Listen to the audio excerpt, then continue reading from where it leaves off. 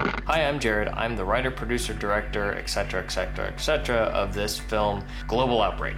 The story is where everything should start.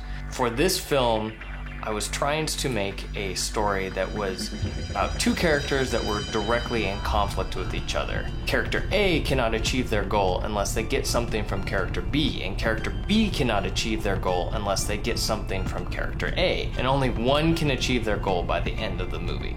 I had to build escalations throughout the story, things to make the story get more intense and tougher for the characters as it went on. My simple story became two crazy people being crazy at each other. So if anybody just saw me outside, I looked like a certifiably insane person picking up sticks and rocks and leaves and putting them inside a travel mug. We had one location, one crew member, and two actors. On set, I was director of photography, and location sound. Not advisable, but there are ways around it. Because it was so crazy, I figured I wanted to have the characters believe everything that they were doing was real.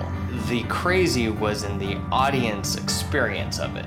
We were in a very narrow location, so I couldn't fly lights in and flags without them all being seen in frame. It was a balance of being able to shape the light so that I had enough contrast and edges to make something interesting without it just looking bland like I turned the overheads on and called it a day. I wanted the location to feel like he was in some scientific test lab facility.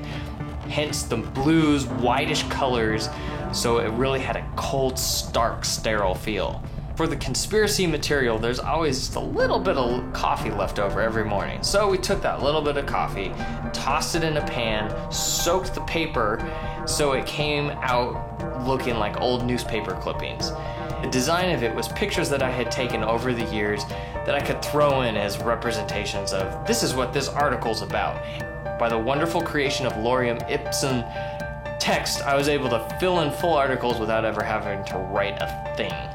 In cutting things down to meet our 3-minute time frame, I also was working very hard in making the escalations and big events and turns of the story take place as soon as possible. Build the context as quickly as I could so we could jump into conflict and build to make our payoff at the end. So if you wrap things up into a 3-minute explanation of the process of making the film Global Outbreak, that is what you get.